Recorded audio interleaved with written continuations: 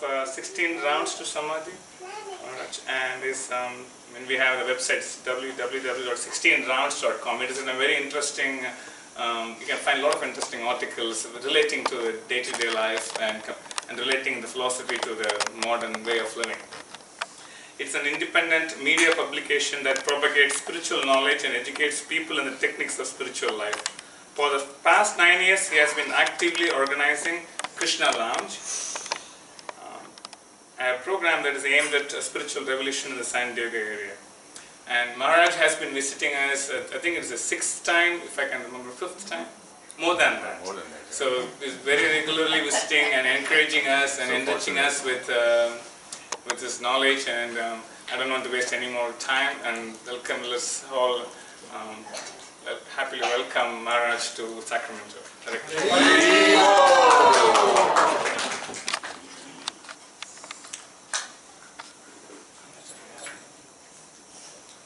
was going to say that magazine we stopped publishing some years ago.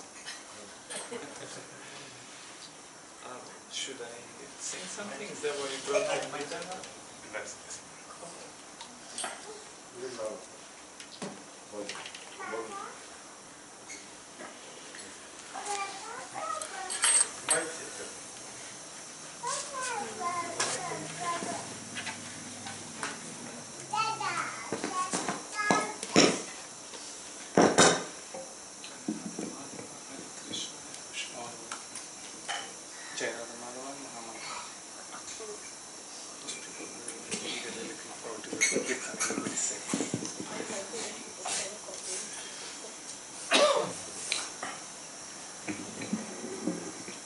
So according to the requests, we'll sing Jai Radha Madhava.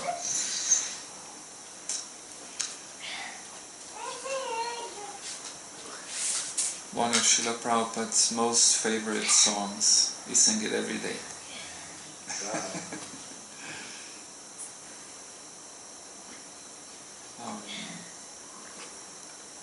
If there are some who may be not familiar with this song, are those songbooks? Yes. Is the song in that songbook? Yes. Probably it is. Distribute to the Nrisihma.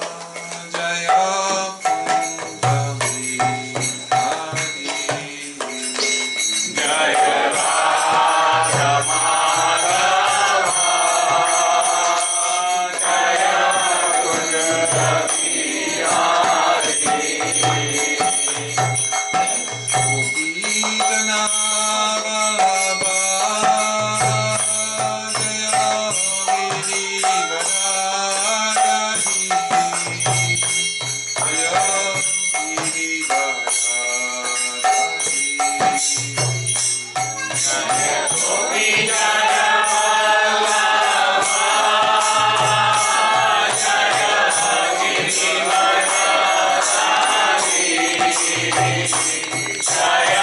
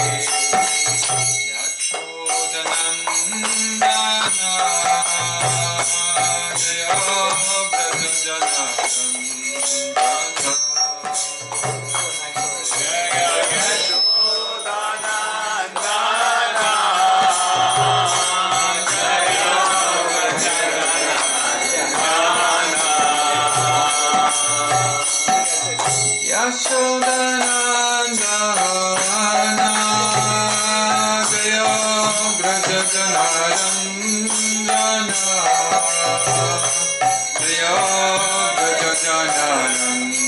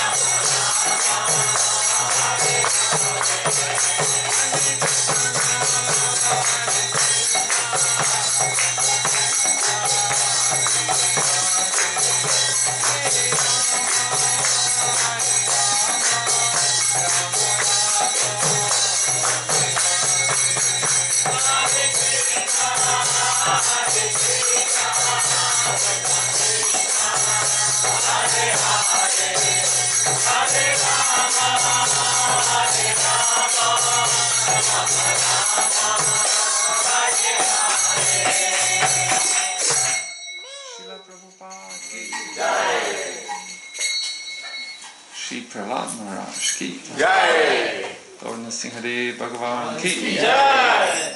Nitai Gaur Premanande.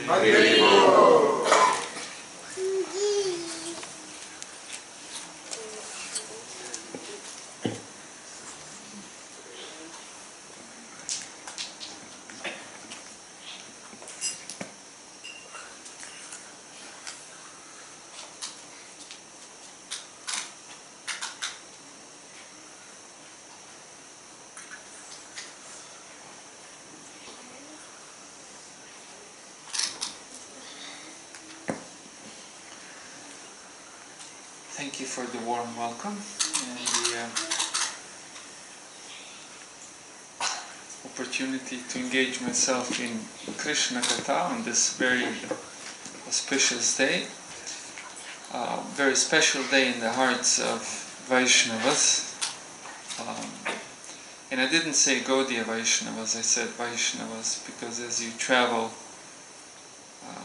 to different parts of the world where different Vaishnava groups are established, you will find that they often worship Lord Nrisihma. In Shri Sampradaya, they really worship Lord Nrisihma a lot. It's a lot of temples of Lord Nrisihma.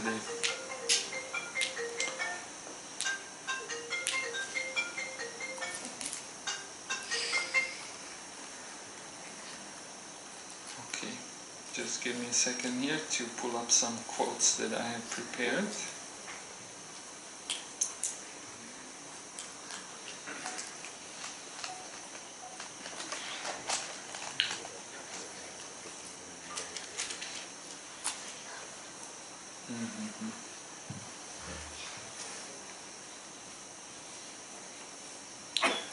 So, but before I begin, I shall offer respects to my spiritual masters.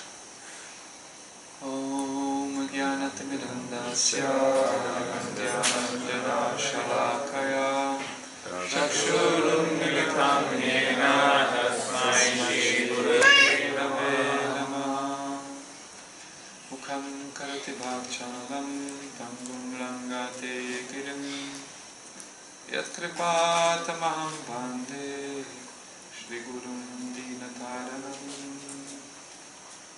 kalpatarubhyascha kripa sindhubhya eva cha patitanam pavanebhyo vaishnavebhyo namo namah. Shri Krishna Chaitanya Prabhu Nityananda Shri Advaita Gadadhar Srivasadi Gaura Bhaktavinda Hare Krishna Krishna Krishna Hare Hare Hare Rama Rama Rama Hare Hare.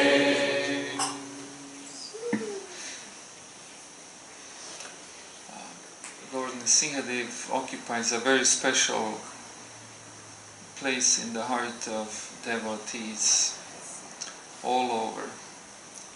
But that's nothing special in the sense that every incarnation of Krishna occupies a special place in the heart of a devotee, and that's also very special.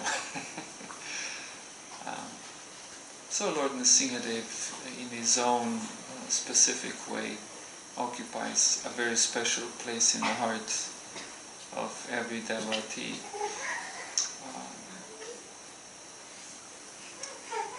One of the things that is specifically attractive to devotees in its own unique way is the fact that Lord Nrisihma appeared to protect a little boy Prahlad.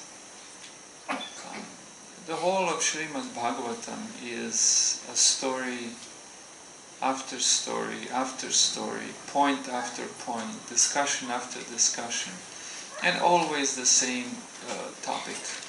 And the topic is the love, the devotion, the service between the Supreme Personality of Godhead and His devotees.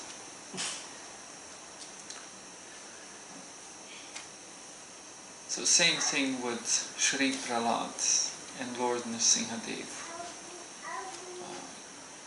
Prahlada Ahlada Daine.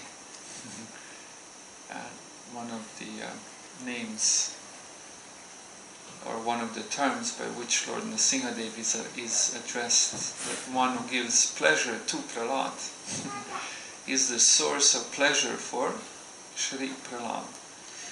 Now it is interesting, we'll come a little later to that, but it is interesting how people, even when they approach God, and I'm talking about people within the religious domain, people who somehow or other have interest in religion, how much distance they put between themselves and God. And I'm not talking of any specific religion, because people are people wherever you go. Whatever tradition you go to, people are same. And when people become interested in transcendental subject matters, then typically same things happen. Same good things and same bad things, all across different cultures, traditions, places, etc. And so this phenomena is there too. How people, somehow or other, religious people, create distance between themselves and God, unlike what we find in the story as given to us by Srimad Bhagavatam, the story between Prahlad and Lord Nrisihma.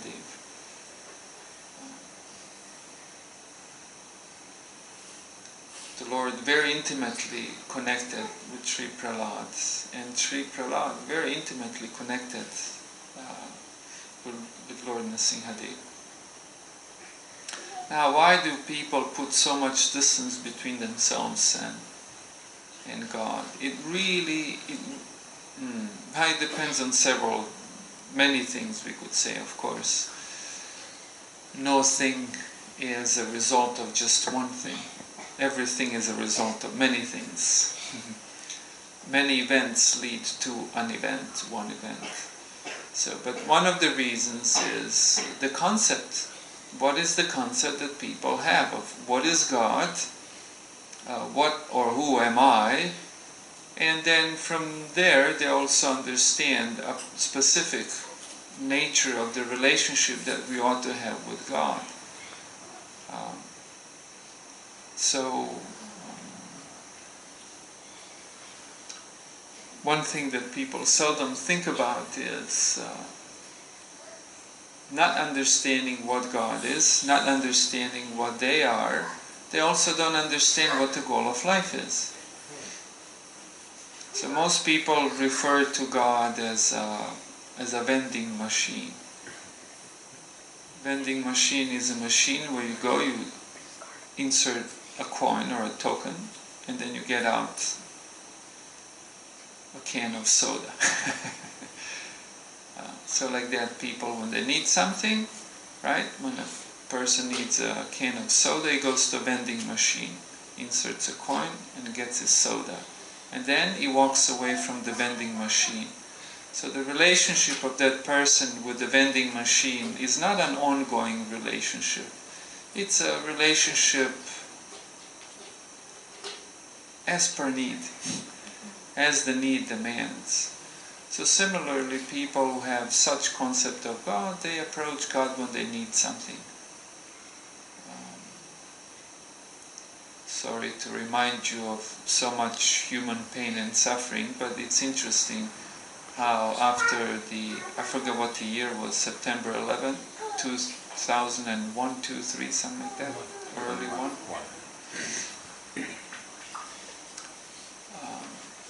After so much violence and destruction, material destruction, human destruction, so much pain, typically people, when they lose solid ground under their feet,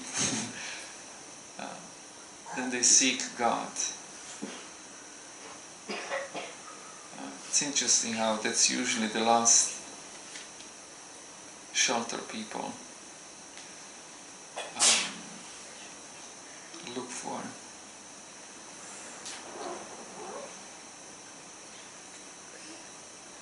They'll try first everything, like Draupadi also, when she was disrobed. She resorted to everything, then when there was no hope anymore, then she threw her hands up in the air. Oh, Govinda!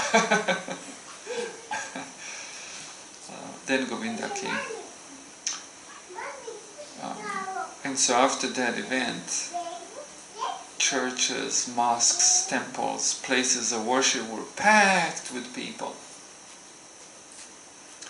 Day after day, and as the day after day went, the crowds were thinning. To the point of crowds dissipating. And then again, what was left of these crowds was the same hardcore group.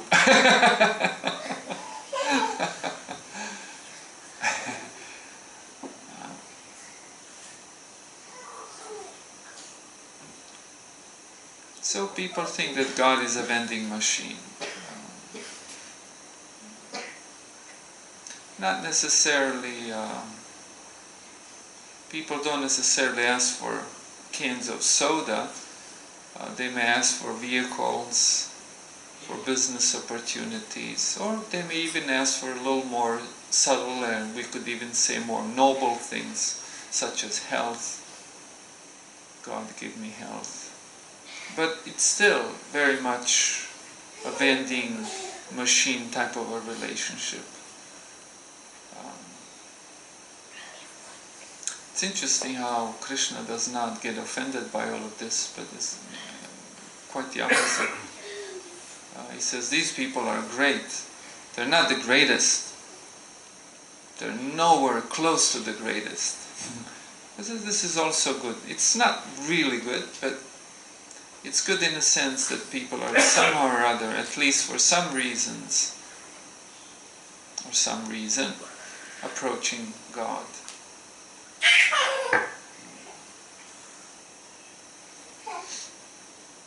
Spice of life, that's the concept.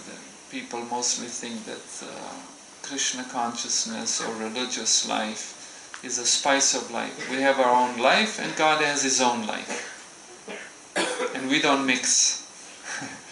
He does His own heavenly things and we do our earthly things. And when we need some help, then we call Actually, that doesn't work anymore. People don't even know what that is, right? Dial, turn. That doesn't work anymore. Nowadays, so when you need something, then you call God. But in Krishna consciousness is a tradition of bhakti yoga. Bhakti literally refers to the devotion to God, and it's not.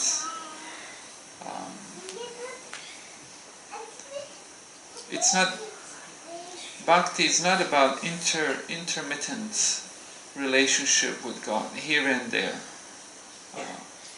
But Bhakti teaches us that we ought to develop a relationship with Krishna based on devotion, and this is an ongoing relationship. I remember one person, he would join us every morning in Los Angeles. I served in Los Angeles for some time, 1999 through 2003. And he would come in the morning for a few months, every day he would come in the morning, would sit with us and he would chant Hare Krishna on the Japa Mala, prayer beads, meditation beads, he would chant Hare Krishna. And I could never get a chance to talk to him because before we would finish chanting, he would get up and leave for work. And he would come a little late just when he would start chanting. When you start chanting, you don't interrupt, you just get focused. And finally, weeks later, I met him in a different setting, so he had some free time, and we spoke about things. And one of his sentences took me by surprise. Said, when I do bhakti, I was thinking, no, you don't do bhakti, you live bhakti. Of course you can do bhakti because what he referred to is half an hour chanting with devotees in the morning, chanting Hare Krishna. Then throughout the day you would not do bhakti. But in Krishna consciousness we don't teach that. We teach that our relationship with God is an ongoing thing, and it's a very intimate thing. As a matter of fact, the goal of life is not to have a comfortable or uncomfortable or any kind of material existence. Material existence is something that has happened to us. And here we are. It had begun and it is going to end.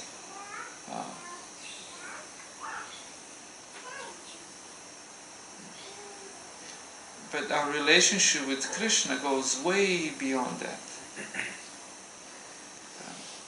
Our relationship with Krishna is the basis of our existence, the goal of life, and this is so seldom understood.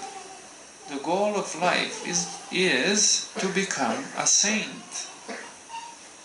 There are saints in many different traditions, and usually people think of saints, oh, those are those other people. They never think that they ought to become a saint. They may sometimes even praise these saints. I grew up, for example, in a Catholic country, in a Catholic tradition, in a Catholic family.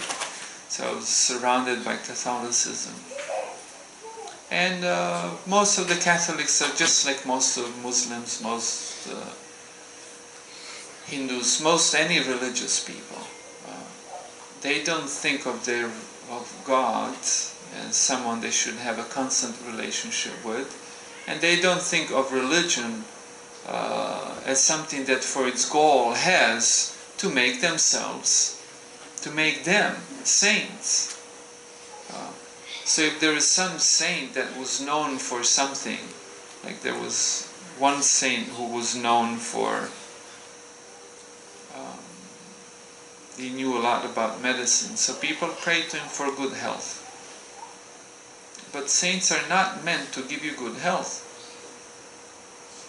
Saints are meant to give you eternal health.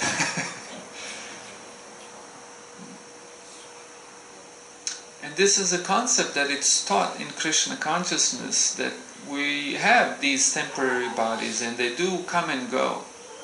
But we're souls, eternal living beings.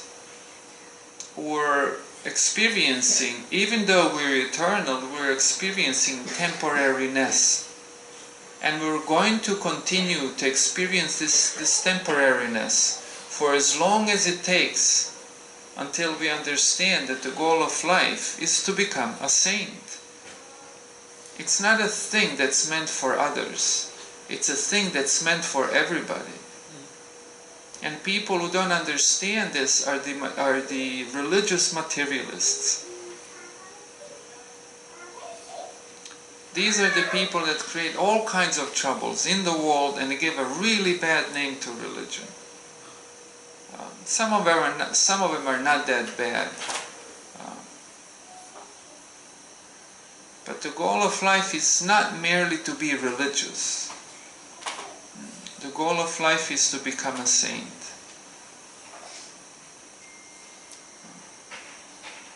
And saint is a person who has impeccable devotion towards Krishna. And we see this in the life of Shri Prahlad. On this day, Nrisihma Chaturdasi, we often meditate more on Prahlad than on Krishna. Because he's such a great devotee. If you know the story, Shri Prahlad was born into a family of a demon, literally the demon, the greatest demon that history has ever known. The person was so evil. He was a materialist. And it's a common clash between a materialist and a spiritualist. Shri Prahlad was not, his father wanted him to become a first-class materialist. He wanted him to know politics. He wanted him to know how to control people, how to control masses, how to make money, how to be successful in this world. This is just materialism. Materialism is an ism. It's a belief that tells you that success in life is measured in terrestrial terms. What does it mean, terrestrial terms? Earthly. Who said that? Oh, you said, what did you say? Earthly. Earthly, yes. That the success is measured in earthly terms. That some or other on this physical earthly plane I shall manifest some excellence. We can manifest excellence on the material plane, but that's not the goal. Neither is that important. That's so not important. So what is important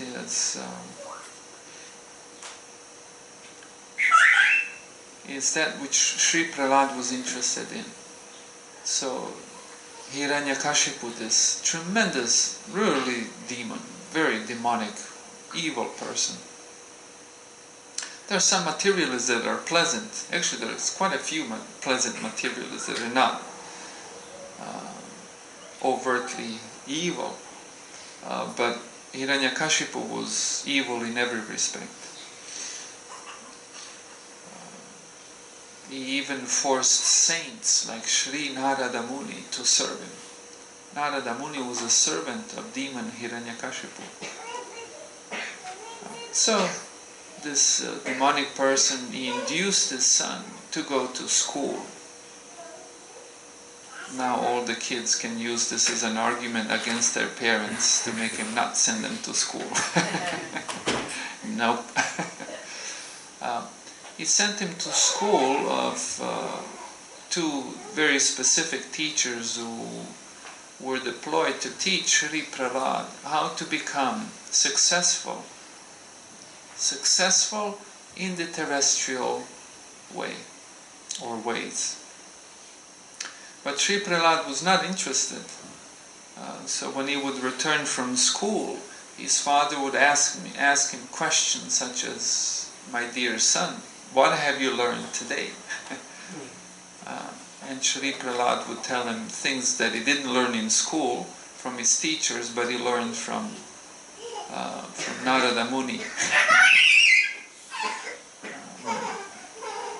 Anyhow, way back when he was in the womb of his mother, some other time about that. And he would say things such as, today I have learned Shravanam, Kirtanam, Vishnu Smaranam, that you should hear and chant about God.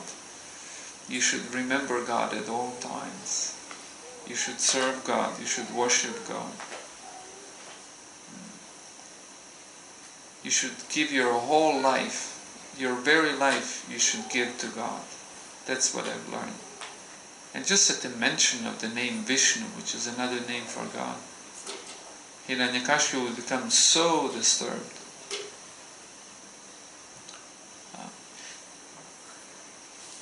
And initially, Hiranyakashipu thought that his son was just being taught wrong things by his teachers. So he went to school and he chastised the teachers, threatening to punish him severely.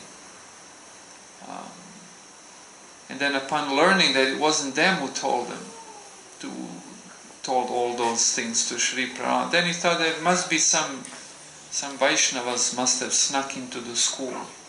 And then during the break must have taught Sri Prahlad all these ugly things.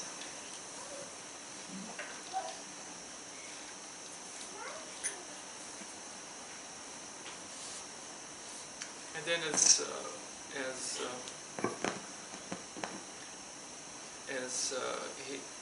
Hiranyakashipu learned, is this working?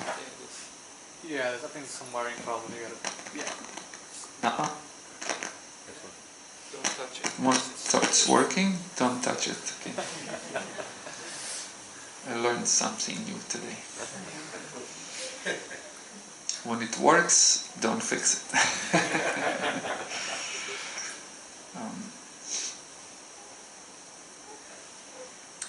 Things escalated so bad that this evil person wanted to kill his own son.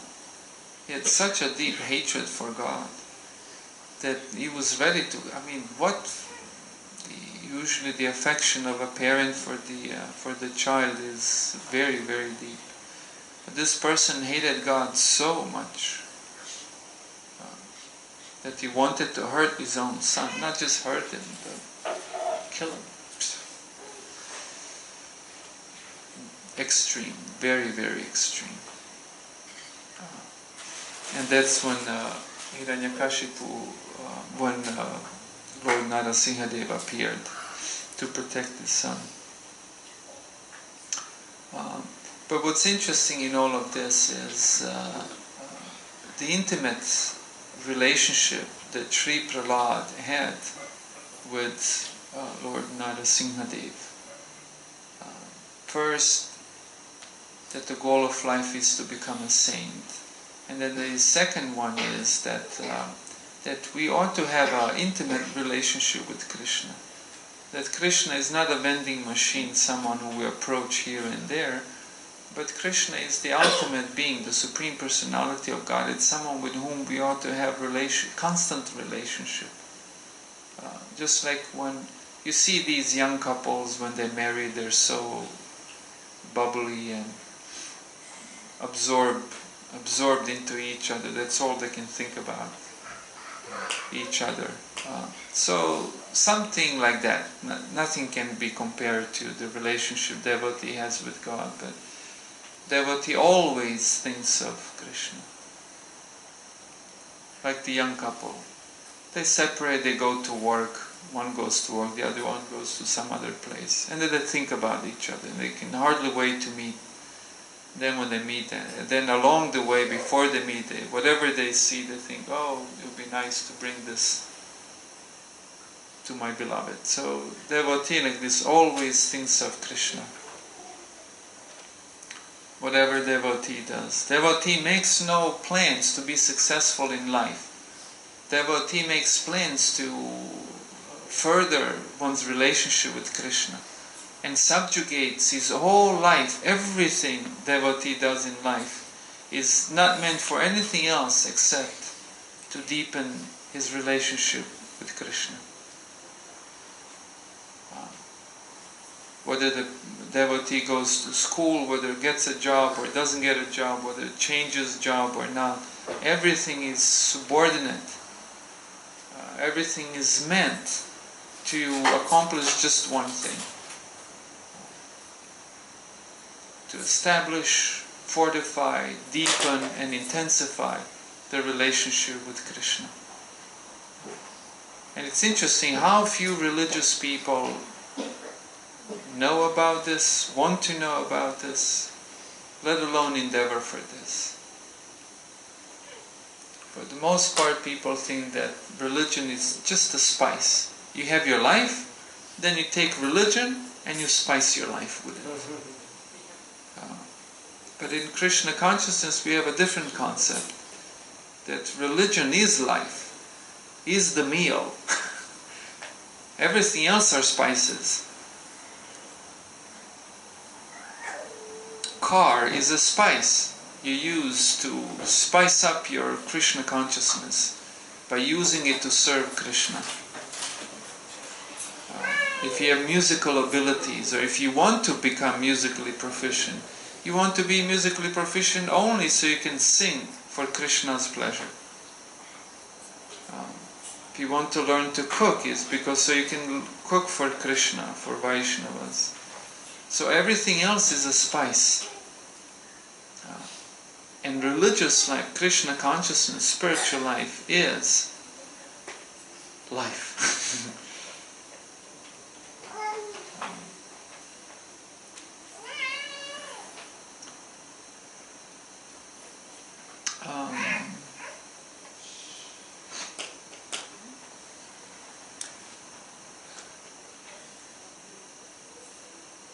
Typically when we speak of prayers, then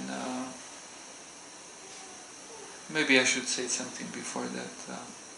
When everything was said and done, when the demon literally wanted to kill his own son, then Lord Nrisihma appeared onto the scene and eliminated this demonic person. And then he was furious. He was furious. The world has never seen anything so furious.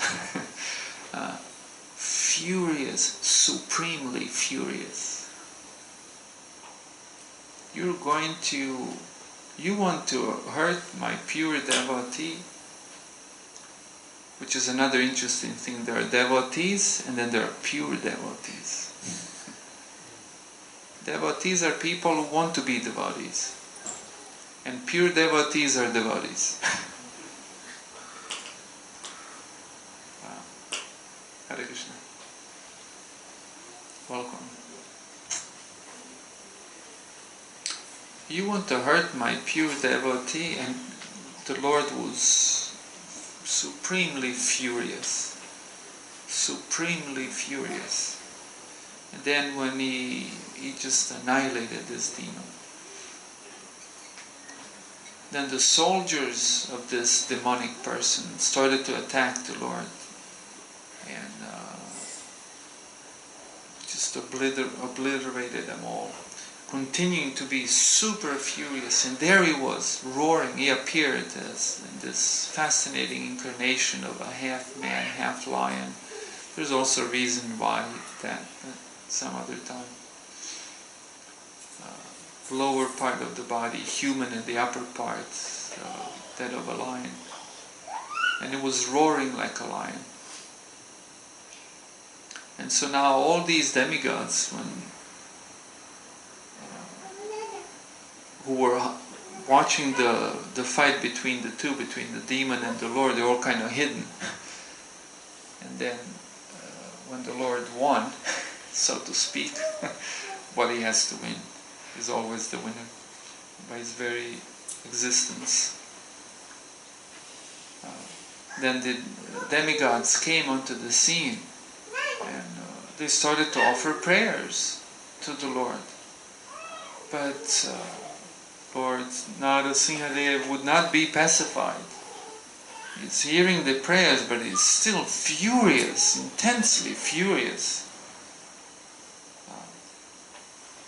Then Lord Brahma thought, oh, Lakshmi Devi, that's your husband, you go.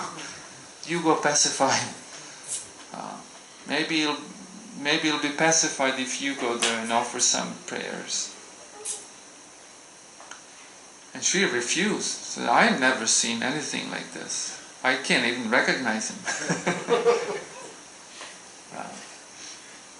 It just goes to show, this is, mind you, never forget that Srimad Bhagavatam is a story of devotion, of love, service between the Lord and His devotees. And Sri Prahlad was such an exceptional devotee that even Lakshmi Devi never seen the Lord in such a mood.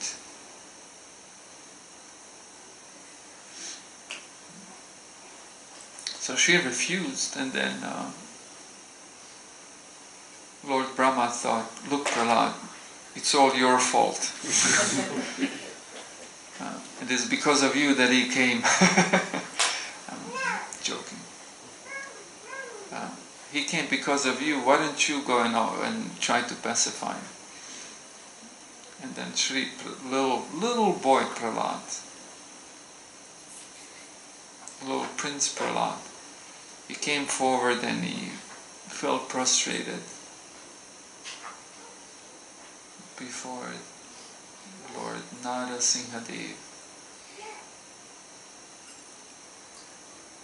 who immediately became calm. And when Prahlad offered prayers, then Lord Nrisihma touched his head. Very intimate, very intimate. No vending machines around here.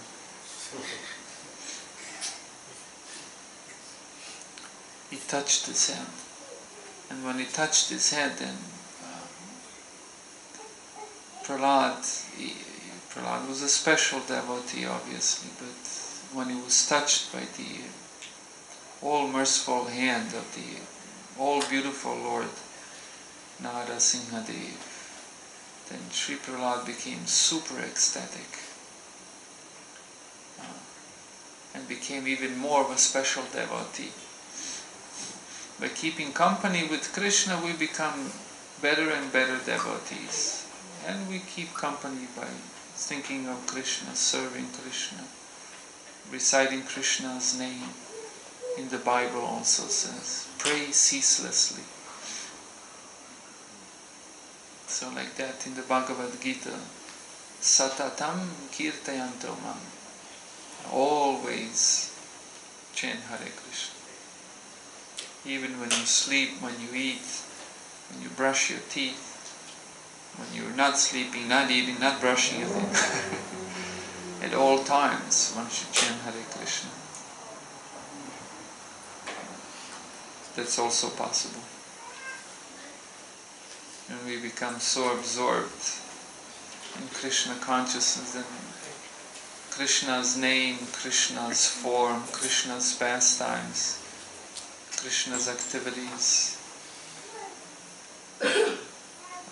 Krishna's qualities. All of this is like a movie constantly playing in the depths of our consciousness.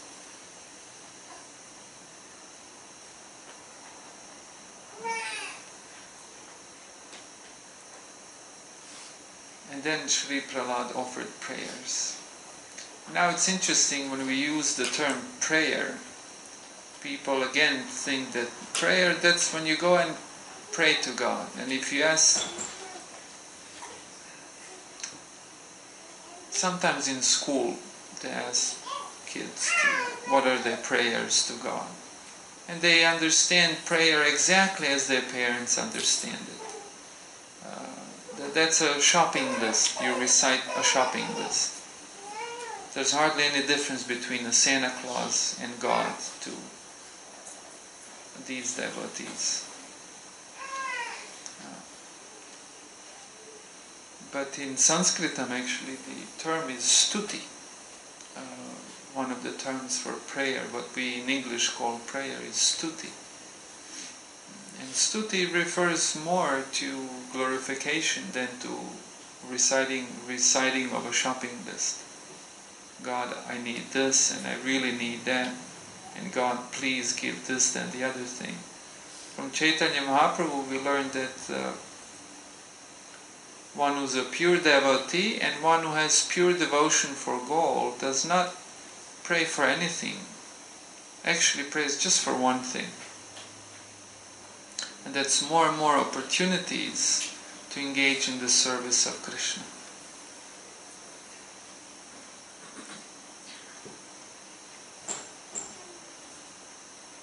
So that is stuti. Stuti means to glorify Krishna. And it is seldom understood that stuti is what pleases Krishna. Hari Smriti Sarva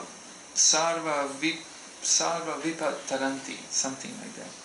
Does anyone know this shloka from the Bhagavatam?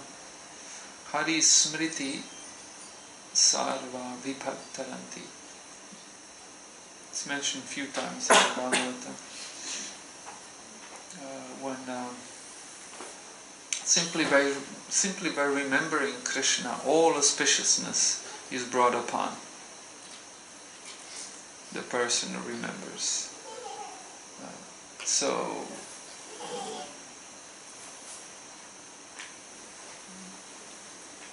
by pleasing Krishna, then everything is pleased, everything is accomplished. Everything is accomplished. That is the ultimate goal of life, to please Krishna. And so stuti is not meant to recite a shopping list before God, but it's meant to glorify Krishna. And if we're going to ask for anything, we're going to ask for ability to glorify Krishna, for ability to serve Krishna, to properly understand Krishna. That's stuti. And if you read stutis throughout Srimad Bhagavatam, there's so many prayers or stutis in the Srimad Bhagavatam, and they're all glorification. Oh my dear Lord, you are, and then there's glorification. You are the Supreme Person. You're Bhakta Vatsala. You're transcendental to the three modes of material nature. Of course, people who don't love God, when they hear this, they just fall asleep. They wake up when someone sings their stuti. Our ears perk up right away. Oh, did someone just utter my name? What nice thing have you said? Oh, soothing the heart. But that's the poison of all poisons. And similarly, those of us who are such, when we hear our name followed by criticism, we fall apart. We become angry, we become aggressive. Quite the opposite. It's interesting, Srila Saraswati Thakur, Bhakti Siddhanta, Saraswati Thakur, the spiritual teacher. You're from Indian family, you don't do that. Divine. I mean, now you're muchi, now you have to wash your hands. Mouth is unclean.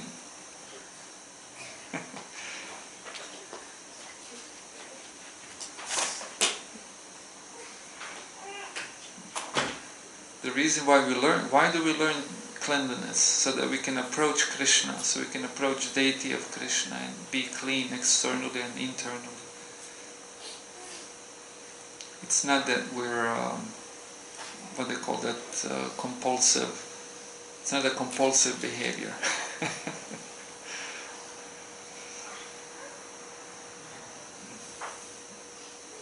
In Bhakti tradition, we try to please Krishna in many ways, and that's why we try to keep clean. We don't keep animals in the home, which is another thing nowadays people do everywhere. We keep animals in the home. You can't have deities in the same place as dirty animals. We love animals. We don't hate them, but you can't keep them in the same place where you keep the deity of Krishna. It's unclean. You keep animals in your yard or outside. That's not because we don't love animals. No, that's because we ought to. Like people say, oh, I love God, but then you treat God as, you don't keep him clean, you don't. It's not too great of a manifestation or exhibition of love.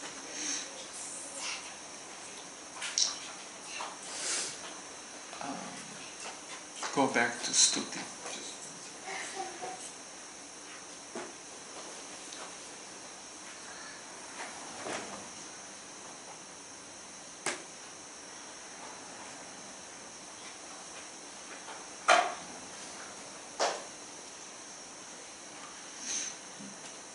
In Srimad Bhagavatam also it is described that there are different types of dharmas or responsibilities, duties, and execution of any kind of dharma. Very specifically, Bhagavatam says swadharma, one's own personal specific dharma in many different aspects. Unless that results in attraction to glorification of Krishna, it's just a waste of time. It's simply a hard labor for nothing. Dharma svanushtita pumsa vishvaksena kathasuya nutpade yadiratim shrama eva hi kevalam. Rati means attraction, means sweet attraction actually. That if one performs their religious duties, and if performance of that religious duty does not result in sweet attraction to glorification of Krishna, of God, then that's just hard labor with no profit. That's what Bhagavatam says. That's the concept of religion presented to us by the all-pure Srimad Bhagavatam.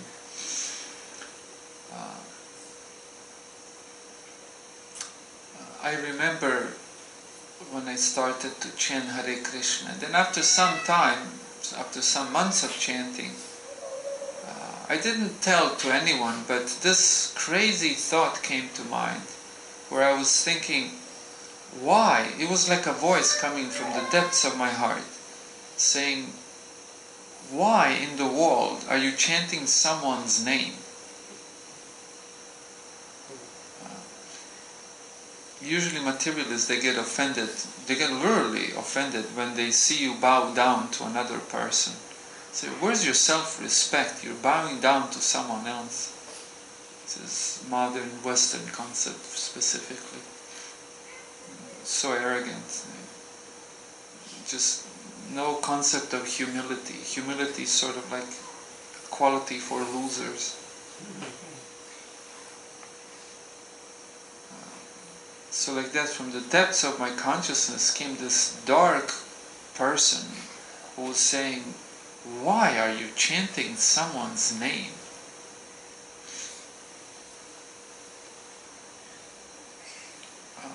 But that's the love that's filled with lust. Love that's filled with heart doesn't think like that. Heart that's filled with love, just all that heart, all that can think about, all that can speak about, all that can glorify is the beloved. So that is the goal and that is the process of religion, of Krishna consciousness, of spirituality. That we decentralize. Why should we decentralize ourselves? Because we're not in the center. As a matter of fact, whenever someone places themselves in the center, everyone else is annoyed. Even self-centered people don't like self-centered people. But everyone loves saints. They're such pleasant people. When you're in the presence of a saintly person,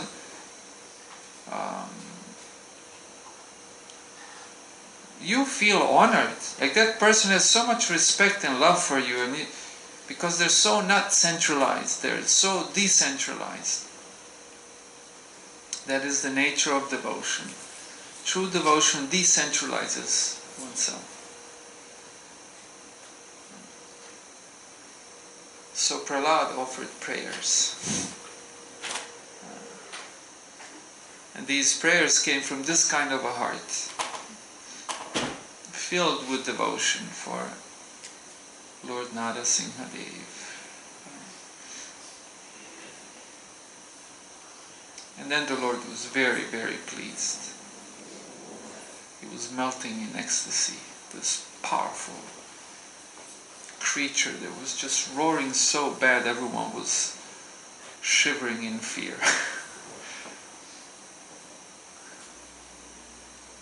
Now he's melting in ecstasy before little Sri Prahlad. So little boy, giant Hiranyakashipu, it was so powerful. There was no persons in the world that could do anything to him.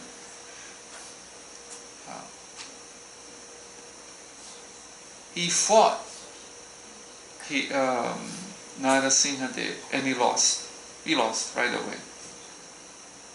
But little Sri Prahlad, little tiny being, little tiny boy, Sri Prahlad came before the Lord, and the Lord fell apart in devotional ecstasy. So talk about what's powerful.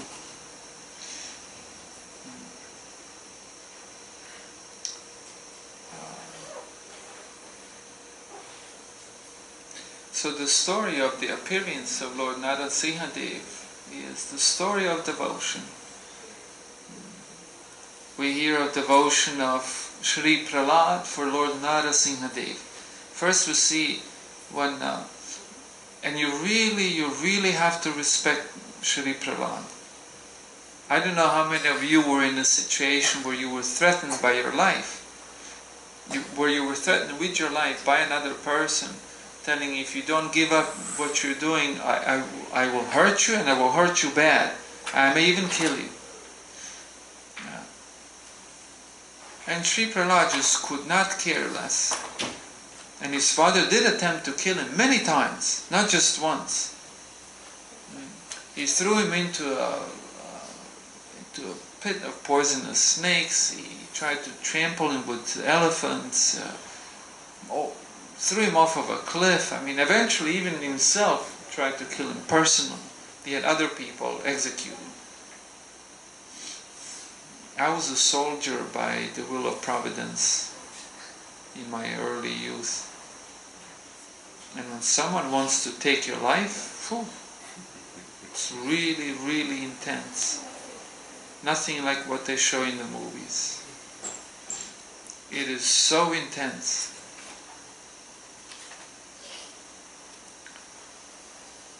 And as Prahladananda Maharaj, does Prahladananda Maharaj ever come here? He has a very appropriate name for today's discussion, Prahladananda. The bliss of Prahlad. The bliss of the pleasure of Prahlad. Prahladananda. He joked once, and I remember this. Long time ago I heard him joke like this.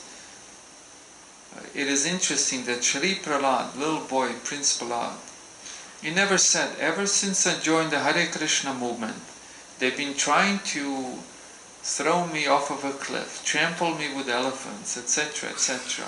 I think I should leave this movement.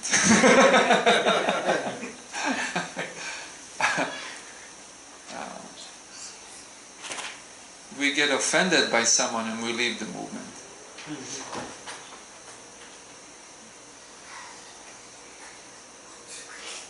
We don't like that the room has no air conditioning and we leave the movement. But Sri Prahlad, nothing.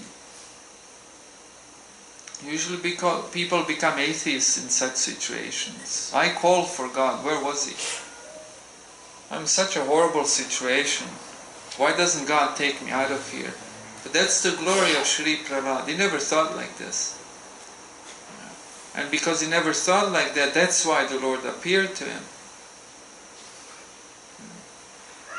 First, we all had the opportunity to witness the quality of the nature of bhakti or devotion of Shri Prahlad.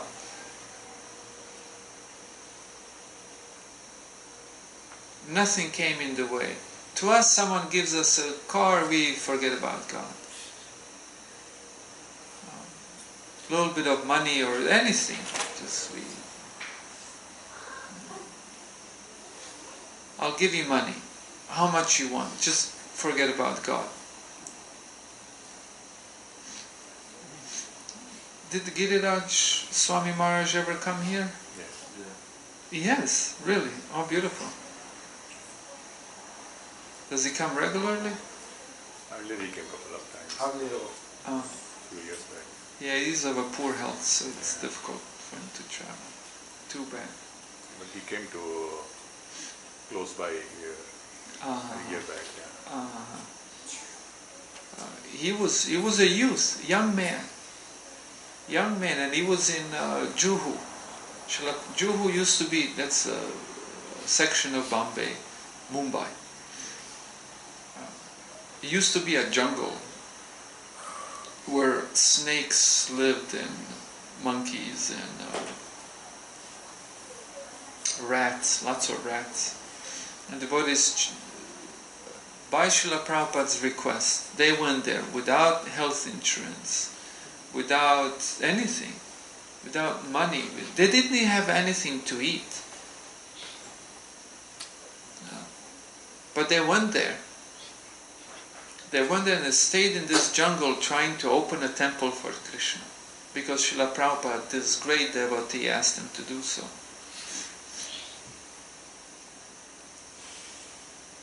And it was very, very difficult. Politicians were against them. Police was against them. Rich people were against them. They were cheated out of money. They were cheated out of property. They wanted to throw him off of the property. Property was stolen from them. They would sleep at night and they wake up in the morning, there'd be blood on their feet because rats would chew on their legs. Mosquitoes, you name it. It was very difficult. They literally had no money. Like, they would go out and beg. They wouldn't beg, they weren't beggars. They would go out and tell people about Krishna and tell them about this movement that's going to manifest. There is no movement yet, but we're here and we're going to build this movement. Would you like to become members and give a donation? Then with that money they would build a temple and feed themselves cheap rice and something like that. That's how they lived. And this is the situation that Giriraj Swami was in at that time. He didn't take sannyas, he was a brahmachari. And he's from a wealthy family, very wealthy family, he doesn't say that. And his parents came and they gave him a blank check. And he said, he wrote number 1 there, and he told him, write as many zeros as you want. Give up this movement. They say everyone has a price. I guess Giriraj Swami didn't have a price. He rejected the offer, even though living in such horrible conditions. People don't know what bhakti is. Nothing compares to it. What's the value of an empty materialistic heart? But people don't know that's what materialism leads to, an empty heart, a desert.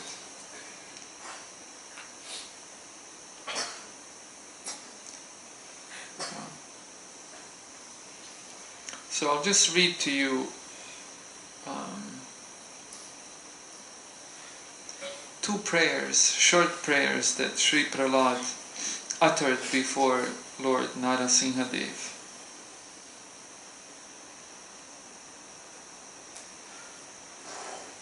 And they really show how they really show what is the nature of bhakti, what is the nature of devotion.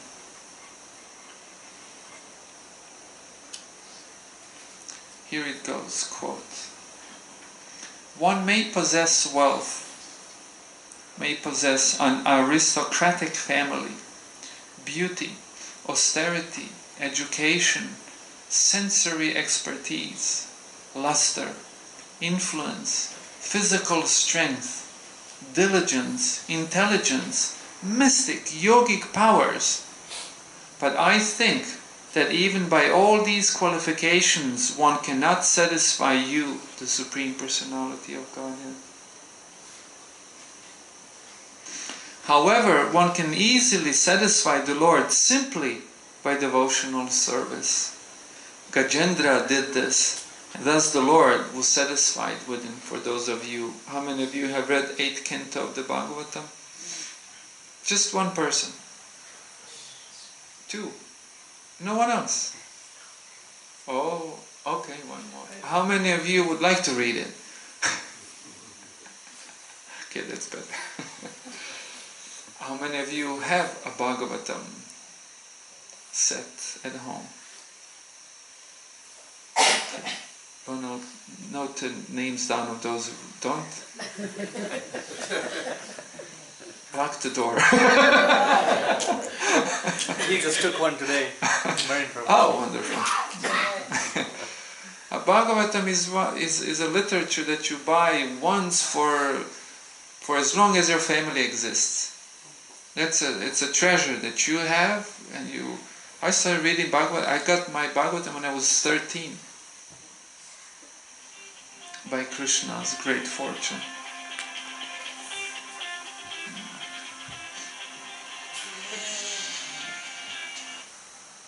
Call for Bhagavatam. Someone's asking, how much does Bhagavatam cost? Nothing. It doesn't have a price. What does it cost? People buy these iPhones. iPhone 10 costs $1,000. I couldn't believe it. For God's sake. How much does Bhagavatam cost? Puny several $100s. But people will buy iPhone 10, not the Bhagavatam set. Only for 2 years. Yeah, only for 2 years. Then iPhone 11 and there's no end to it. Bhagavatam is forever. Really skewed sense of value.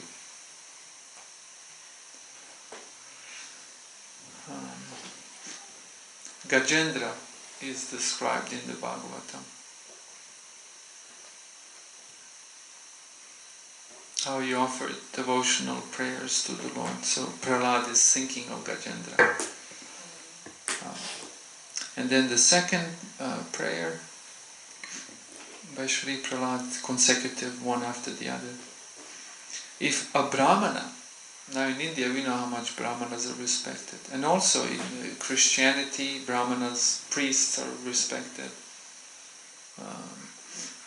Even nowadays in India people think unless they get blessings of a Brahmana, their life is useless, all the rituals have to be done by the Brahmanas, etc., etc. But let's hear what Sri Prahlad says. If a Brahmana has all 12 of the Brahminical qualifications, but is not a devotee, and is averse to the lotus feet of the Lord, he is certainly lower than a devotee who is a dog eater, but who has dedicated everything, mind, words, activities, wealth, and his own very life, to the Supreme Lord. Such a devotee is better than such a Brahmana, because devotee can purify his whole family, whereas this Brahmana, in a position of false prestige, cannot purify even himself.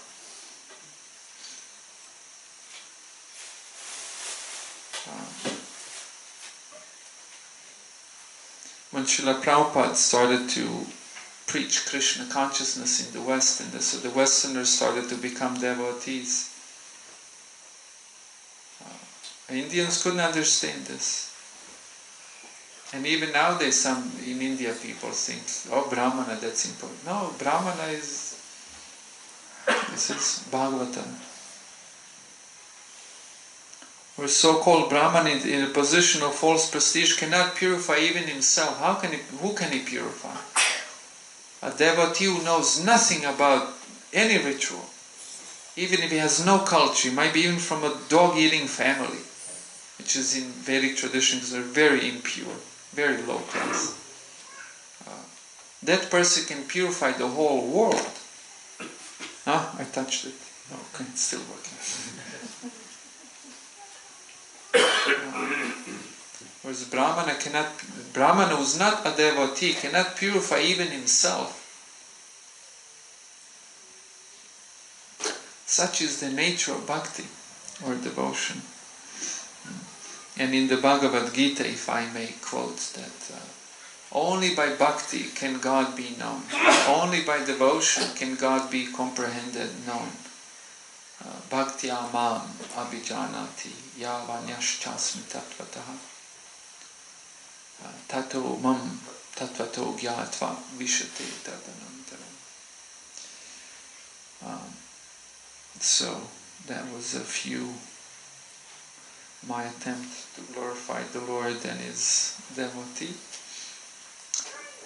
I'm not sure how we're doing time-wise. Who's our time manager?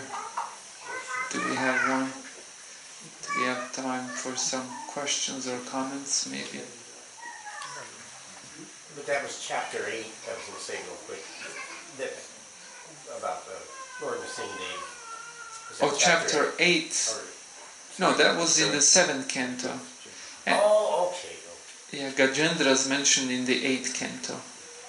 Gajendra. And Lord Nrisihma Devi's appearance is described in the 3rd canto and in the 7th canto. Because in the 3rd canto, Hiranyakashipu had a brother who was equally as evil. And he went around beating people, killing people, torturing, demonstrating his power. And then he came to Varuna Dev, the deity of the waters. And he wanted to fight Varuna. Because, you're a demigod, you're powerful. I want to fight you, I don't want to fight these puny people. I want to fight someone who's a little stronger. And Varuna Dev told him, I'm an old man. You go fight Vishnu. He's a worthy opponent. And he went. And Lord Vishnu was there in the form of Lord Varaha Dev. And he was just rescuing the earth because this demon was so powerful. He threw the whole planet Earth out of its orbit. And so the Lord was picking up the earth, restoring it in the orbit. And that we attacked him. He wanted to fight him. And then he, of course, who can defeat Krishna? So he lost the battle, lost his life. And that's when Hiranyakashipu came, the brother of Hiranyaksha. And everyone was crying, oh my son, why did you do this stupid thing? Go harass God. But that's the nature of parents, they even if you're a demon, they'll still love you.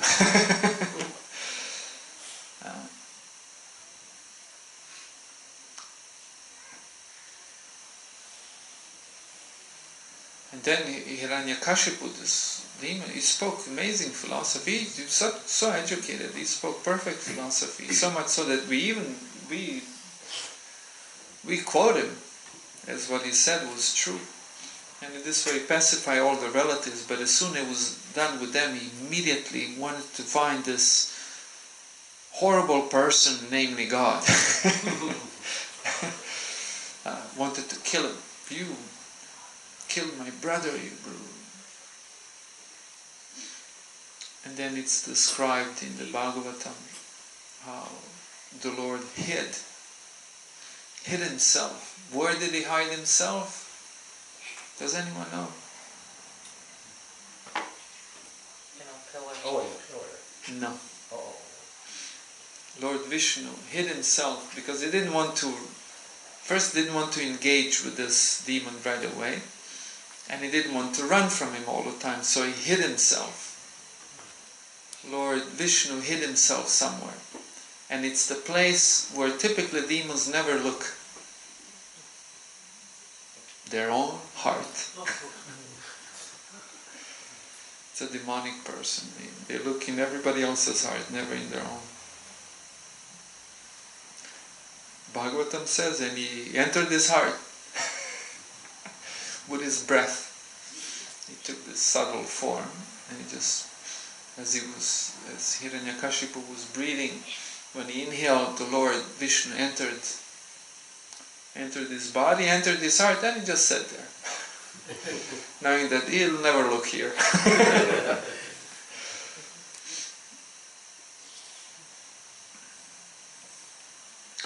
Okay, any questions or comments, perhaps? Here, this one. You just started quoting Batista Maharaj. Oh, I forgot. Yeah, yes.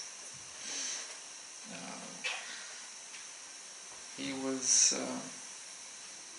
Lion Lion Guru, yeah. He was known as Lion Guru, very strong, intense person for Krishna. But, if a neophyte imitates that, then it just becomes offensive. Because he was one who loves a lot, can also be intense a lot.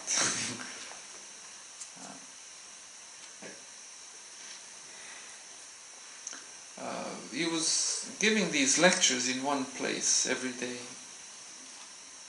And there was this one person who constantly objected and challenged him. It's a very challenging fellow. And one day when he didn't show for Thakur's lecture, Saraswati Thakur asked, "Where did my good friend go?" And it was very sad that he didn't come. He thought of him to be his well-wisher. Very high standard. Very high standard. Typically when we speak, we like people to agree with us. If you watch people when they speak, and if one of the two persons is not in agreement, then immediately tension starts to build. And it can come to the point of physical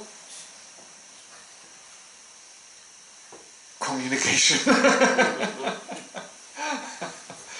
Prabhupada gave that example of two persons who were discussing what's the best way to cut paper, with knife or scissors.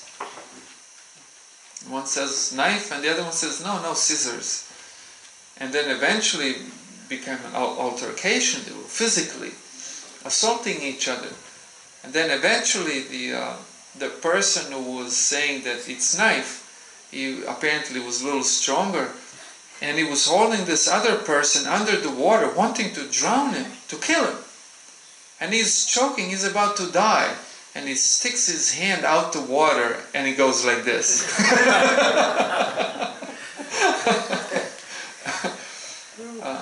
It goes to tell us something about the mode of passion that overwhelms us when we're in the element of discussion, of argument. We just ought to be right. Sometimes it's difficult for people to even agree to disagree. When we have a different opinion, when we hold different opinion on the same matter. People can become enemies. Mode of passion. But Saraswati Thakur, he thought, this is my best friend. Very high standard, very high standards. Yes, I have one question.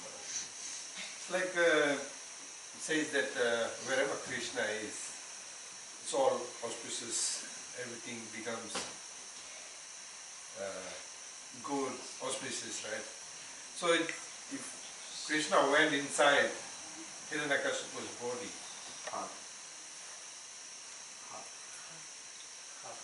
Let me finish. So, why did it change Hiranyakashipu?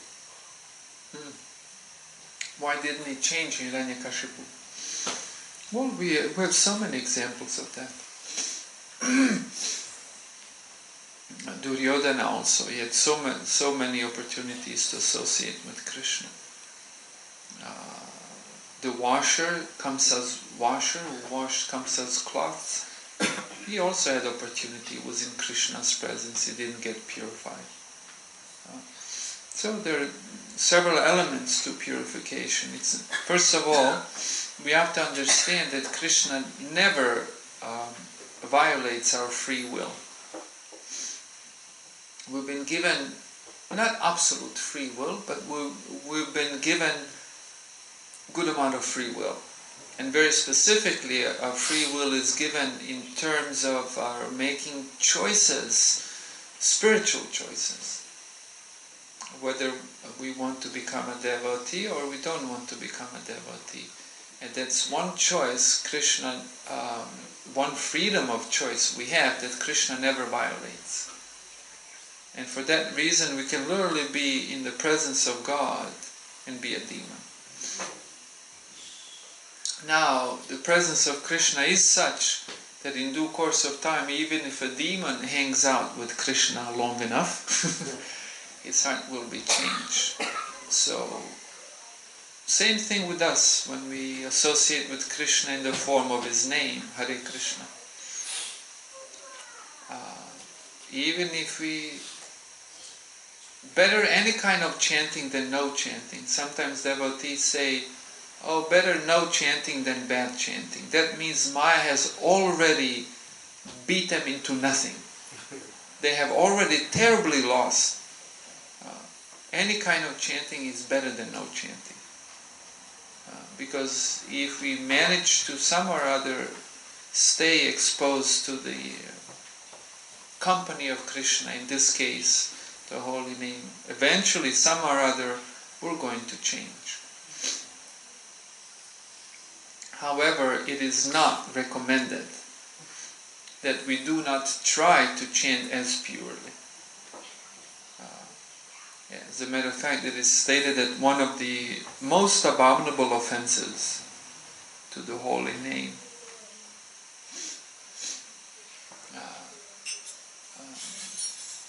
is to think that I shall commit abominable acts and then I will chant Hare Krishna and get purified.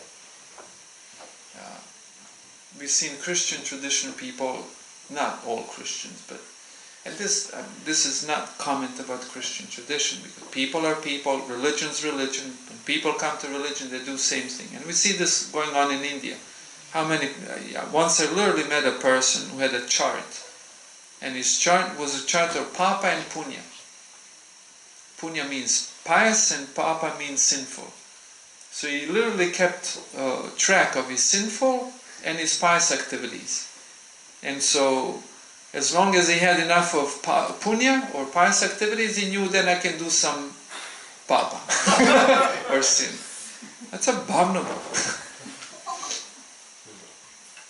So the thing is that Bahu Janma Koti Yadi Shravanam Kirtanam Tabutanapaya Krishna Pade Premdam.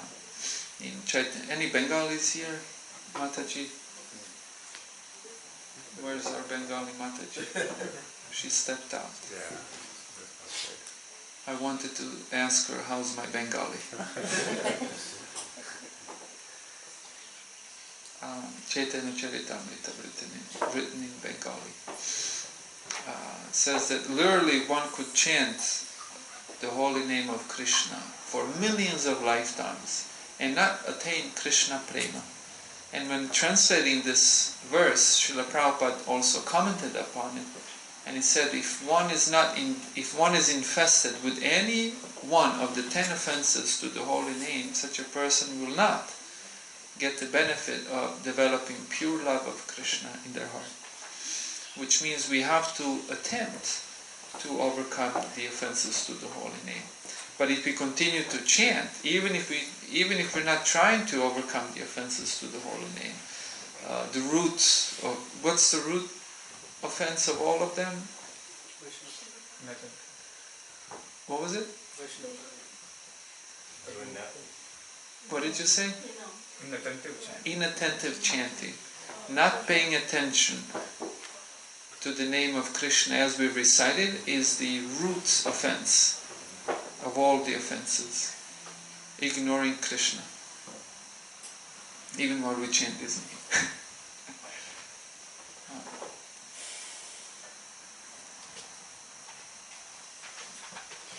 So we have to try to overcome the offenses. For example, that one where we actually try to call out to Krishna, pay attention to Krishna's name. If we're not trying to overcome offenses, we'll never get Krishna prema. But the fact is, if we manage to even some or other stay in contact with the holy name, eventually we will be changed.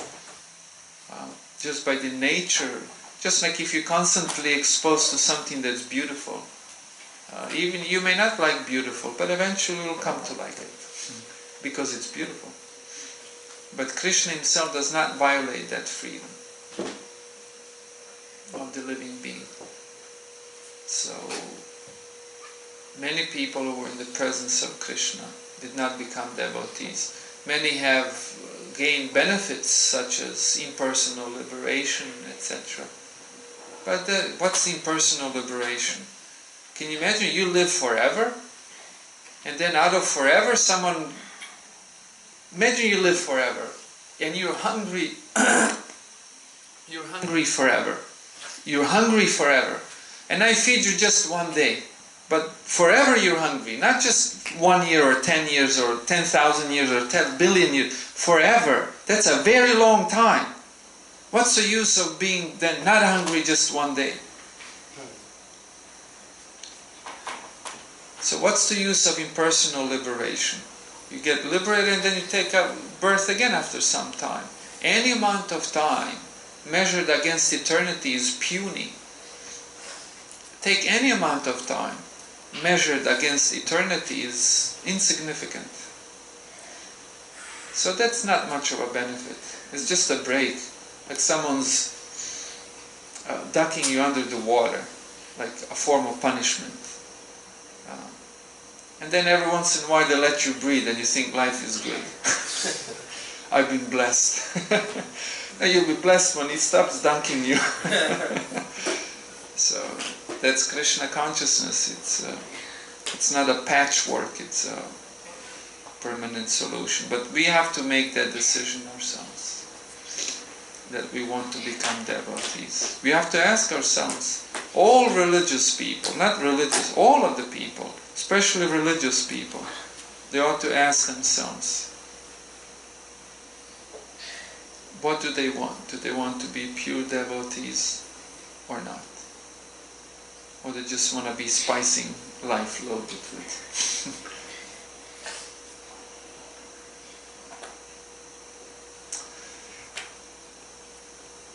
Okay, any other question? Yes? I wanted you to make it clear about chanting and meditation. I know I don't want to do both of them, but I just wanted some clarification on what is chanting and what is meditation. Very well. I think that's a very appropriate question. Thank you. Chanting is a form of meditation.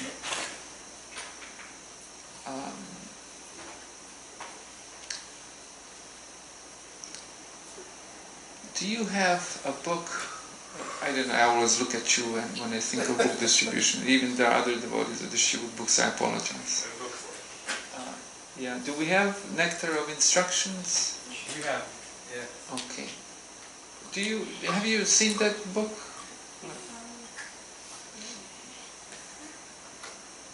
It's a small little book, but very powerful. Powerful things are in small bottles, they say. So there's relatively, because it's a small book, it's a relatively short discussion, but very powerful about meditation, and specifically meditation in the form of chanting. how we collect our thoughts first, and we occasionally remember Krishna, but then remember Krishna more often, and when the remembrance becomes solid, constant, that's the beginning of meditation. And then when it intensifies, Sandrananda Visheshatma, Srila Rupa Goswami gives the example, and our recent acharyas, they give the example of, you have cement. Cement is very dense. Like if you try to, water is not very dense. You can push your hand through the water. But if you try to push your hand through the cement, you'll just hurt yourself. Because the particles of cement are very dense. Particles of water are not so dense. So other object that has a greater density of elements, am I right? You're a physicist, biologist now.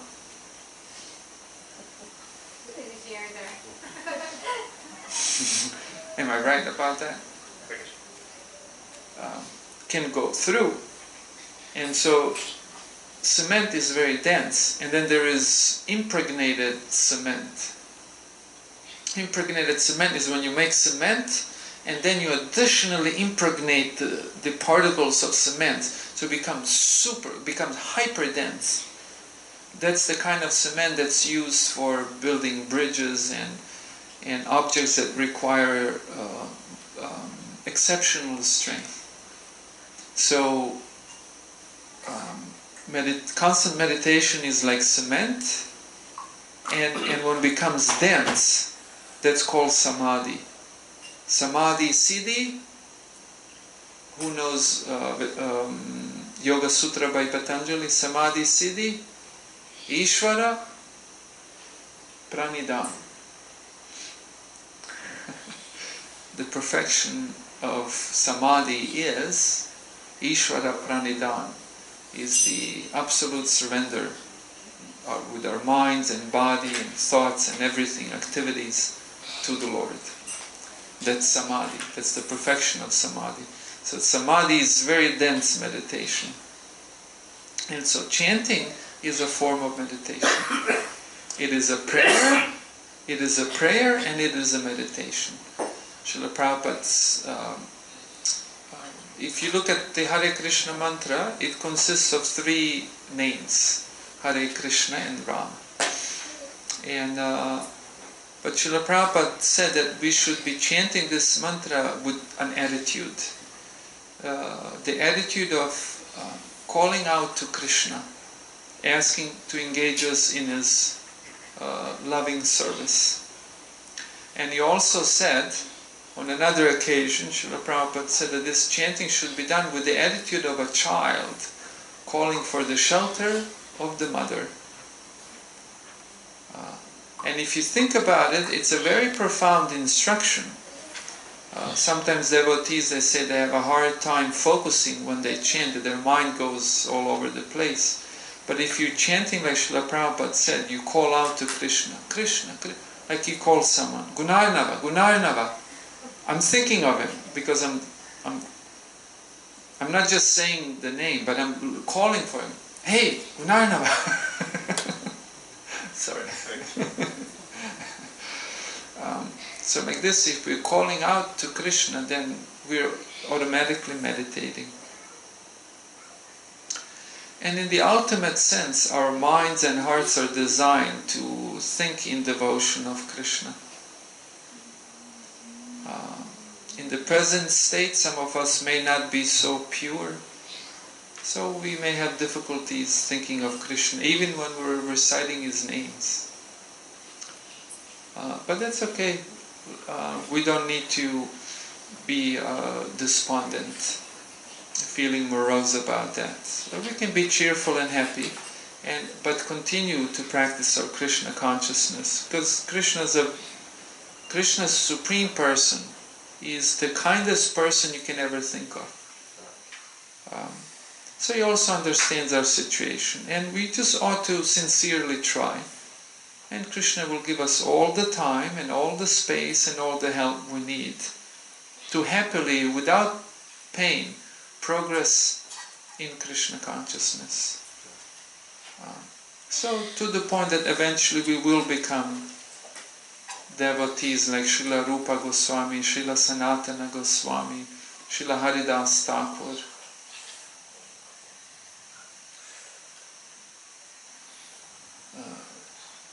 They were so absorbed in Krishna, or Madhavendra Puri in Chaitanya Charitamrita. He walked around completely unaware of his surroundings. Akrura in the Srimad Bhagavatam, when he went from Mathura to Vrindavan, he was driving a chariot and he was thinking how he's going to come to Krishna and he's going to offer his pranams and he's going to offer prayers and how happy he will be to see Krishna, how happy he will be to be seen by Krishna. And he was thinking about Krishna and all of a sudden he was in Vrindavan and says, how did I get here? He was completely unaware of the road, of anything. Somehow or other he drove the chariot and he got there, but all along he was simply aware of Krishna. Great devotee. So we will get there a little bit, and that's meditation. And Yoga Sutra, you know Patanjali Yoga Sutra? So Patanjali, yeah. So many people interested in yoga, but they don't know that yoga is monotheistic. In the very purpose of yoga is to make one a devotee. Samadhi Siddhi Ishvara Pranidhana. That the perfection of meditation is, Ishvara means God, Pranidhana, to give our life to the Lord. Are you from India? You look Indian physically, so. No, I'm not from here. I'm from Fiji. Oh, from Fiji, okay. I went to India once. I wanted to ask you another question. In the beginning of your talk, you said... I asked whether you're from India because I was going to give you some examples if you're familiar with Indian history of great devotees. But it's okay. Yes, please proceed. You said that you had a voice that you wanted to go to India. To go to India? No. No, I had a voice that was telling me, why are you chanting someone's name? Oh, okay. So have you been to India? Yes, many times. So what is your outlook of Indian people who are devotees of Devotees, wherever they are, in India or in Africa, they're the best of people. They're the perfect people. So there are devotees in India also. There are many great devotees in India.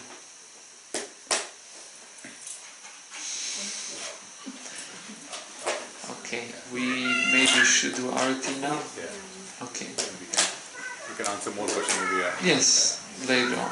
Okay. His Holiness Bhakti Tirtha Maharaj ki Jai! Srila Prabhupada ki Jai!